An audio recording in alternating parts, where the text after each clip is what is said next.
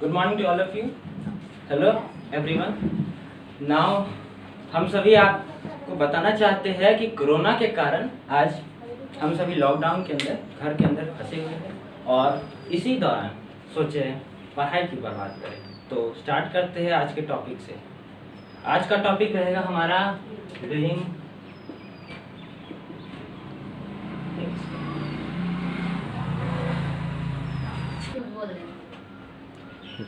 Living things. Basically ये किसी एक क्लास का टॉपिक तो नहीं है, मगर क्लास 5 to 7 के बीच में हर किसी को ही पढ़ना पड़ता है। लिविंग थिंग्स हिंदी, इसका जीव सजीव,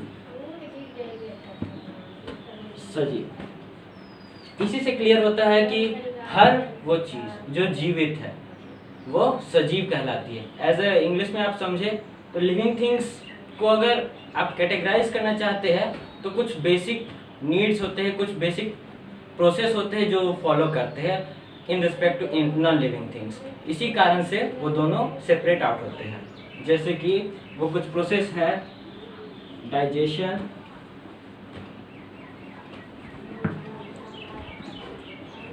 रेस्पिरेशन,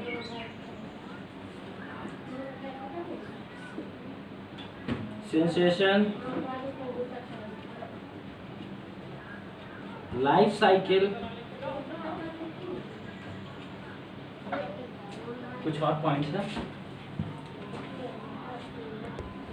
लाइफ साइकिल के अंदर ही आ जाता है आपका ग्रोथ।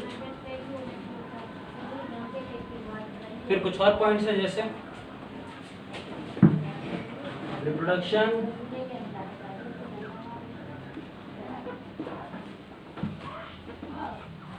और एक बेसिक है मूवमेंट।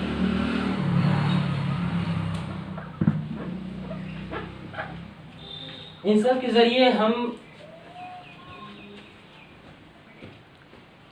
जरिए हम लिविंग थिंग्स और नॉन लिविंग थिंग्स को कैटेगराइज करते हैं, डिफरेंशिएट करते हैं और बेसिकली ये सारे प्रोसेस एक तरह से लिविंग थिंग्स को डिफाइन भी करते हैं। कैसे आप समझ सकते हैं? हर एक लिविंग थिंग्स मूवमेंट करता है, वो सेंसेशन, वो सोच सकता है, वो समझ सकता है, खुद में फील कर सकता है। उसका एक फिक्स लाइफ साइकिल होता है, वो उसी लाइफ साइकिल में ग्रोथ करता है, डेवलप करता है और एक एक करके हर एक वर्क डन करने के काबिल बनता है। धीरे धीरे वो इसी दौरान अपने लिए रेस्पिरेशन और डाइजेशन जैसे नेसेसरी प्रोसेस के जरिए और वंस मोर सॉरी मिस्टेक हो गया था, एक्सक्रीशन,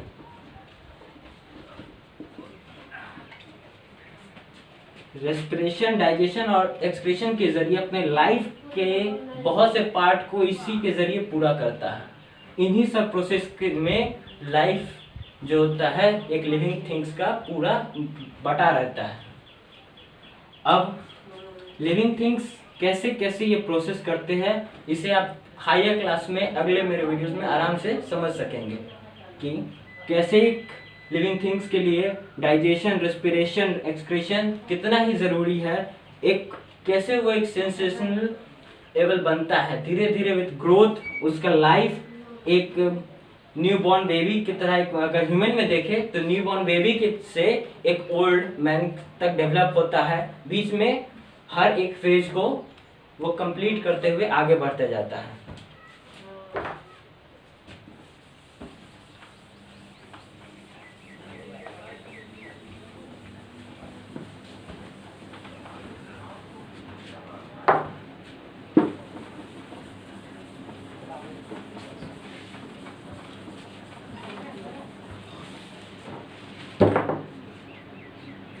लिविंग थिंग्स का एक और बेसिक नीड बन जाता है, वो हम सभी जानते हैं इकोसिस्टम। इकोसिस्टम ये कुछ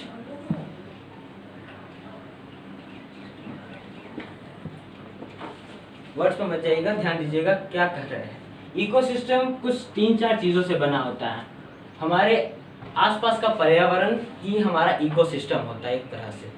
उसमें हमारे बेसिक नीड्स में वाटर, सॉइल और एयर, इसके अलावा एक बेनिफिट, हेल्दी और इन्वायरमेंट होना चाहिए जिसमें हम सरवाइव कर सकें। यही टोटली डिफाइन करता है हमारा इकोसिस्टम। इकोसिस्टम लिविंग ऑर्गेनिज्म के लिए एक बेसिक नीड बन जाता है। धीरे धीरे करके ये 3-4 पार्ट में जो बटा रहता है वाटर, जिसे हाइड्रोस्फीयर पार्ट कहते हैं,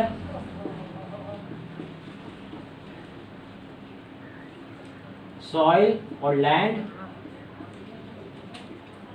जिसे लिथोस्फीयर कहते हैं,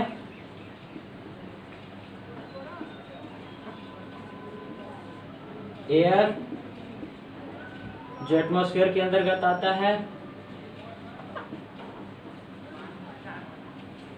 और एक हेल्दी एनवायरनमेंट जो इन सबको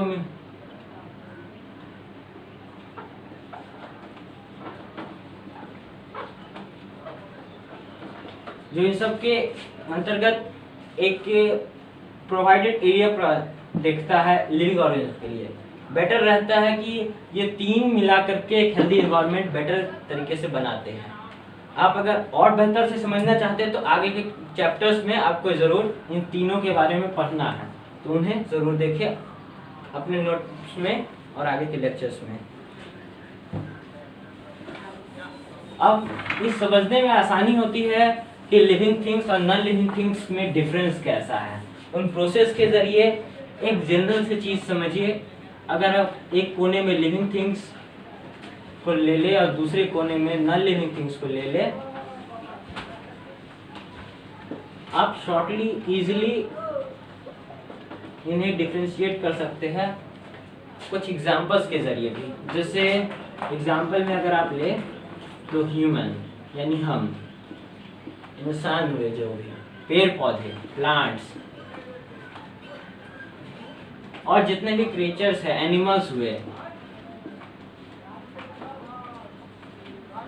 etc, जो भी, ये सब लिविंग थिंग्स है। इन सब के पास वो सारे एबिलिटीज है कि वो सारे प्रोसेस इजीली और आराम से ही अपने लाइफ साइकिल के अंतर्गत पूरा करे। वो सारे गुण एक लिविंग थिंग्स के होने की ये सब अच्छे 100% की तरह निभाते हैं। इन सब के और भी कई एग्जांपल्स हैं, जैसे माइक्रो ऑर्गेनिज्म और बाकी वगैरह वगैरह जो हायर क्लासेस में आपको पढ़ने हैं। नॉन लिविंग थिंग्स तो कुछ नेचर द्वारा प्रोवाइडेड है, कुछ हम लोग बनाए हैं। नेचर द्वारा प्रोवाइडेड में जो हमारी बेसिक नीड्स में ही आते हैं, वाटर, सॉइल, ये सब, एयर, ये खुद एक नॉन लिविंग थिंग्स है, लेकिन लिविंग थिंग्स के डेवलपमेंट में, लिविंग थिंग्स के लाइफ साइकिल को पूरा करने में बहुत ही ज़रूरी होते हैं। इसके अलावा आप रोज देखते होंगे व्हीकल्स जैसे कार, कोई भी मशीन,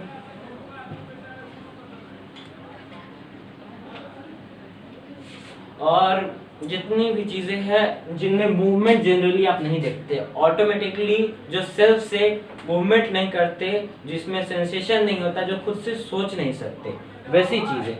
जैसे हर एक चीज़, चाहे वो एक हैमर ही क्यों ना हो, चाहे वो एक चेयर क्यों ना हो, कुछ भी हो, वो हर एक चीज़ नॉन लिविंग थिंग्स में आती है। इन एग्जांपल्स के जरिए आप इजीली समझ सकते हैं। अगर इसी से अगर हम कुछ क्वेश्चंस दे, कुछ एग्जांपल्स दे, तो आपको उन्हें सेपरेट आउट करके निकालना होगा कि इनमें कौन लिविंग्स है और कौन ब्लू। चलिए ट्राई लेते हैं इसी पर। आपको बताना है कि इनमें से लिविंग कौन है और नॉन लिविंग कौन है।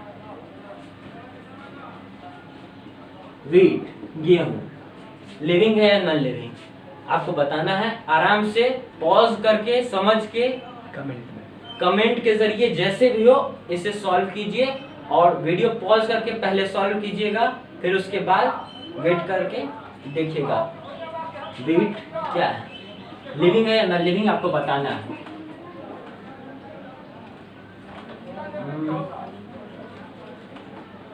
आयरन, वैसे जनरली यूज करने वाला हमारे मेटल होता है आयरन, जो काफी जगह यूज होता है। आयरन, आपको ये बताना है कि एक कैट लिविंग है या नॉन लिविंग, एक फ्लावर लिविंग है या नॉन लिविंग, एक पोस्टर लिविंग है या नॉन लिविंग, और एक रोबोट। खुद से वो सोच सकता है, खुद से वो जी सकता है क्या नहीं, ये सोचना आपको है। रोबोट वो सब कुछ खुद से कर भी सकता है, वो खुद से उसे ऑर्डर्स जो दिए जाते हैं उसे पूरा भी करता है, लेकिन लिविंग है या नॉन लिविंग आपको सोच कर बताना है, स्पेशल पॉइंट रहेगा। और तो आपको एक तरह से होमवर्क की तरह रख लेना चाहिए, और इनका आंसर जो होगा मैं अगले वीडियोस में दूंगा, चाहे तो आप कमेंट करके बता सकते हैं एडवांस में या किसी और जरिए से। तो अभी के लिए इसे साइड करते हैं। चलिए एक और बहुत बेसिक सा चीज़ समझते हैं कि लिविंग ऑर्गेनिज्म बने किससे है, लिविंग थिंग्स आए कहाँ से, लिविंग थिंग्स का जन्म हुआ कहाँ से। तो लिविंग थिंग्स का जन्म एक सेल नाम की चीज़ से हुआ। सेल, सेल सुनने में इंग्लिश का एक ऐसा शब्द है जिसका मतलब होता है कोठरी, कोठरी या कहे बंद कमरा या जेल के लिए भी इसे इस्तेमाल किया जाता था। अब सेल वर्ड इस तरह आया कि किसी वैज्ञानिक ने ऐसे सेल यानी डिब्बे जैसे खाने देखे, बक्से देखे, किसी लकड़ी के छाले, और इन लकड़ी के छालों के डिब्बों को उसने नाम दिया, क्योंकि ये बक्से थे और इन बक्सों में अजीब सी हरकत थी। आम लकड़ी की, सूखी लकड़ी की तरह नहीं, ये छाले ताज़े थे और इन कारण से इन में अजीब सी हरकत थी, इसलिए इनको अलग से नाम दिया गया और इन्हीं का नाम पड़ा सेल। ये बेसिकली सेल की शुरुआत इस तरह हुई। तो धीरे धीरे करके सेल जो वर्ड हुआ डिफाइन हुआ। सेल्स, हम इन्हीं सेल्स से बने होते हैं। सेल्स हमारे लिए जैसे कि ईंट होते हैं, एज समझिए कि ईंट से एक घर बनता है, एक ब्रिक से एक हाउस प्रिपेयर होता है। उसी तरह से लाखों, अरबों, लगभग 10 लाख, 10 खरब, 10 billion, 100 of billions of cells से हमारा बॉडी बना होता है। ये सेल्स बहुत सारे फंक्शंस करते हैं और एक लिविंग थिंग्स के बेसिक रिक्वायरमेंट की चीज़ें इन्हीं सेल्स से बनी होती है। इनके लिए आपको फर्दर क्लास में ज़रूर पॉइंट्स मिले होंगे। क्लास 9 का बेसिक से स्टार्टर चैप्टर है, इसलिए मैं इससे ज़्यादा नहीं उठाना चाहूँगा। तब तक के लिए थैंक्स।